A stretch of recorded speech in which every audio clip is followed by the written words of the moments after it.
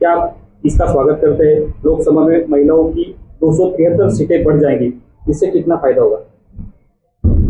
बिल्कुल, मैं तो बहुत खुश हूँ क्योंकि महात्मा ज्योतिराव फूले 11 तारीख से जो है उनकी 200 जन्म शताब्दी शुरू हो रही है।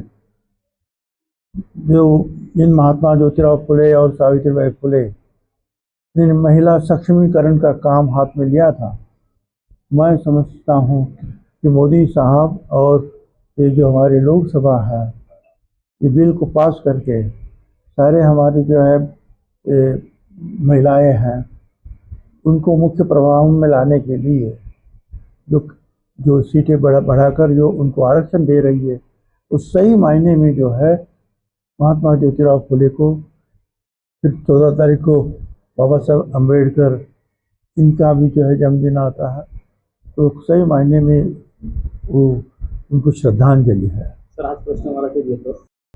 तसं मी पण त्यांच्याशी बोललो, इतर पोलिसांशी बोललो, सगळ्यांशी बोललो. काय अडचण आहे मला काही कल्पना नाही, कारण त्यांनी ठरवलं होतं की बाहेरून कुठून न्या, काही 1-2 ठिकाणी काहीतरी काम चालू आहे म्हणून सगळ्या मोठे ट्रक्स आणि सगळीच वाहतूक इथून येते आहे आणि 2-2 तास म्हणजे अपघात होता, पण 2-2 तास ती वाहतूक सुटत नाही. तर त्याबद्दल मागे पण मी चर्चा केली होती. आता मीटिंगमध्ये परत अधिकाऱ्यांना बोलवलं, काय अडचणी आहेत ते समजावून घेतो. शेतकऱ्यांची ऑफिस आणि आता ही एक म्हणजे हायटेक कंपनी आहे, मोठी कंपनी आहे. असं आहे की पोलीस जिथे जिथे ज्यांनी कायदा हातात घेतलेला आहे, अत्याचार अन्याय केला असेल त्या ठिकाणी निश्चितपणे कडक कारवाई करतील. त्याच्यामध्ये कुठला धर्म कुठलं कर्म काहीही बघितलं जाणार नाही.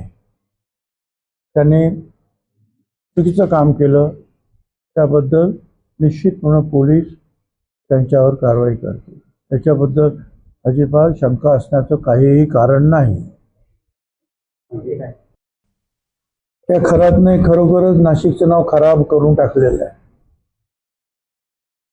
आणि त्याच्यामध्ये आता हे एक काहीतरी कुठच्या तरी कंपनीचं सुद्धा आम्ही मीडियामध्ये वाचलं. नाशिकच्या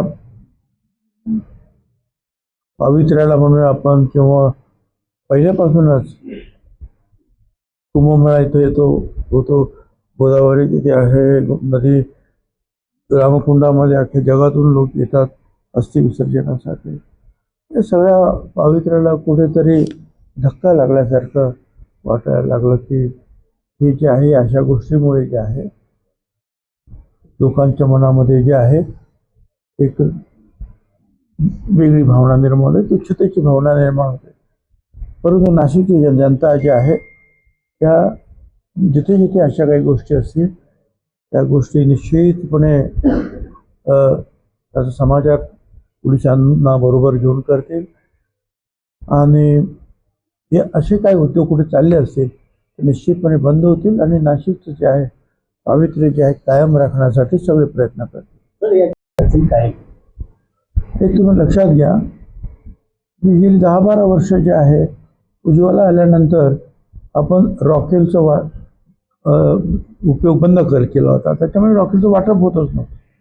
त्यावर रॉकेल वाटप केंद्र जी होती, काही मोठे डीलर्स होते, काही रिटेलर्स होते, त्यांची जी साखळी होती पोचवणारी ती पूर्णपणे जे आहे संपली. त्यामुळे पुन्हा आम्ही आता सगळ्यांना जिल्ह्यात एकांना कळवलं, मुंबईपासून सगळ्यांनाच, की अशा जी काही केंद्र असतील त्यांनी जे पुढे आले तर त्याचं ताबडतोब पुनरुज्जीवन, त्यांचं जे काही ते परमिशन वगैरे, त्यांचं लायसन्स वगैरे वगैरे वगैरे आहे त्याचं हे ताबडतोब हे मंजूर झालं असं जाहीर केलं आम्ही. त्याच्यासाठी थांबायचं नाही. काही अर्ज पडलेले होते, आम्ही सांगितलं हे मंजूर. काही वारसदाराची कामं होती, आम्ही सांगितलं हे मंजूर ग्राह्य धरण्यात आलेला आहे. आणि आणखीन कोणाला पाहिजे असेल तर 24 तासामध्ये त्याला आपण विक्रेत्याचं जे आहे लायसन्स वगैरे देणार आहोत. जवळजवळ 101 डीलर्स जे आहे या बाबतीमध्ये महाराष्ट्रात पुढे आले आणि त्या ठिकाणी जे आहे रॉकेल वाटपाचं काम सुरू झालं. रॉकेल आहे, पण वाटप करण्यासाठी जी यंत्रणा जी आहे ती उभी राहते. Thank you sir. मी या संदर्भामध्ये मंत्रिमंडळामध्ये चर्चा केली. सगळ्यांनीच त्याबद्दल जे आहे महाराष्ट्रभर अनेक ठिकाणी हा अवकाळी पाऊस फार मोठ्या प्रमाणावर होऊन वेगवेगळ्या जे आमच्या पिकांचं नुकसान झालेलं आहे. आणि म्हणून मग मुख्यमंत्र्यांनी जे आहे त्याचेच आदेश दिले. आपण तर अगोदर सांगितलं सुरू करा काम पंचनाम्याचं निदान. ते पंचनामे वगैरे जे आहे ते एकत्रित जे सगळे आल्यानंतर जे आहे एकूण किती मोठं नुकसान आहे त्याचा सगळा आढावा घेऊन निश्चितपणे याबद्दल काय आर्थिक सहकार्य करता येईल याबद्दल सरकार निर्णय घेणार. सर शेवटचा एक प्रश्न. मला तर आत्ताची या क्षणाची काय परिस्थिती आहे ती काही कल्पना नाही. पण मी तुम्हाला सांगितलं की मी जी 1-1.5 वाजताची माहिती घेतली होती, जय पवार तिथे खास बसलेले होते त्या कामासाठी, लोकांची समजूत काढण्यासाठी. 18-20 लोक तोपर्यंत त्यांनी सांगितलं की आतापर्यंत माघार झालेली आहे. नाही तर आणखीन काही लोक माघार त्यांनी घेतली असेल, बरेचसे लोक माघार घेतली. अपक्षांच्या एका माघार घेतली याचा अर्थ असा आहे की त्याने रस्ता तुम्हाला मोकळा करून दिलेला आहे. त्यामुळे साहजिकच ही मतं जी आहेत आता सुनेत्राताई पवार यांच्या घड्याळावर जी आहे ती मतं पडणार आहे. आता लेटेस्ट मला काही माहिती नाही, परंतु जय पवार जे आहे ते स्वतः बारामतीमध्ये बसून लोकांची समजूत काढून अनेक जणांच्या उमेदवारा मागे घेण्यासाठी त्याने प्रयत्न ते सुरू होते. कार्यकर्त्यांनी प्रयत्न सुरू केले. साधारणपणे मला असं वाटतं मी 1:30-2च्या दरम्यान त्यांच्याशी बोललो. तोपर्यंत जवळ 18-20 लोक उमेदवारी दाखल केली होती, त्यांनी माघार घेतलेली होती आणि त्यानंतरही ती प्रक्रिया जी आहे ती सुरू होती. एकूण काय तर मोठे जे पक्ष ज्यांना आपण म्हणता येईल राज्य व्यापी किंवा देशव्यापी आहे, काँग्रेस देशव्यापी आहे, अशी सगळीच आहे.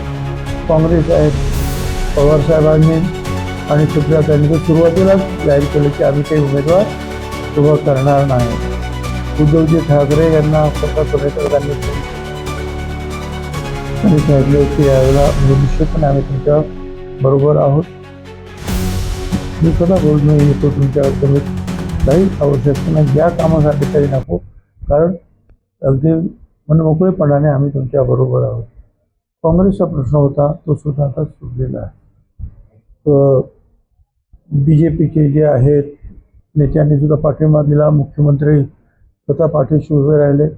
एकनाथराव शिंदे फॉर्म भरण्यासाठी आले, चंद्रशेखर बावनकुळे फॉर्म भरण्यासाठी आले, रामदासजी आठवले यांनी पाठिंबा दिला, जानकर यांनी पाठिंबा दिला, हाके निवडणुकीला उभे राहणार होते त्यांनी माघार घेतली.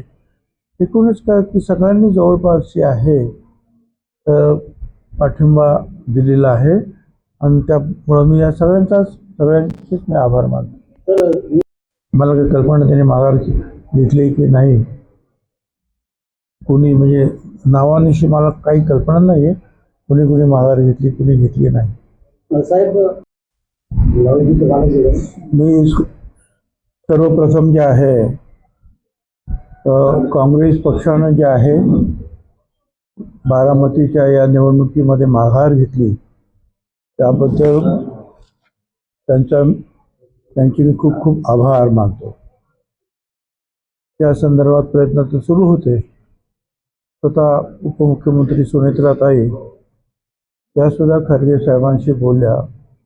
त्यानंतर आमचे काही आमदार मंत्री हे हर्षवर्धन सपकाळ जे अध्यक्ष आहेत महाराष्ट्राचे त्यांच्याकडे गेले. मी स्वतः त्यांना फोन केला, त्यांना विनंती केली आणि मग त्यांनी जे आहे त्या विनंतीला मान देऊन त्या निवडणुकीतून माघार घेतली.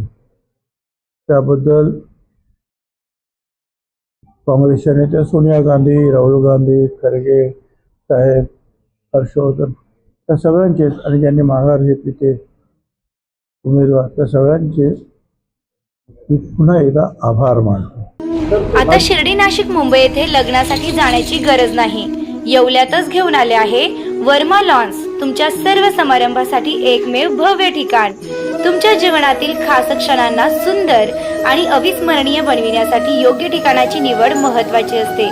त्या प्रत्येक स्वप्नपूर्ती क्षणांसाठी वर्मा लॉन्स आहे. विस्तीर्ण व हिरवळयुक्त प्रशस्त लॉन, प्रशस्त पार्किंगसह अनेक सुविधा, सर्व काही एकाच ठिकाणी. प्रशस्त पार्किंगसह अनेक सुविधा. वर्मा लॉन्स, ठिकाण येवला नाशिक रोड, एरंडगाव. एक वेळ अवश्य भेट द्या.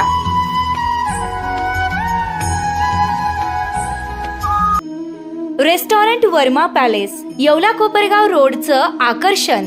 Restaurant Verma palace, luxury rooms, multi cuisine restaurant आणि भव्य banquet hall, AC rooms, terrace garden आणि स्वादिष्ट जेवण. एकदा भेट द्या, आपल्या अपेक्षापेक्षा जास्त सेवा मिळेल. ठिकाण येवला कोपरगाव रोड, उपजिल्हा रुग्णालय शेजारी येवला. Restaurant Verma palace.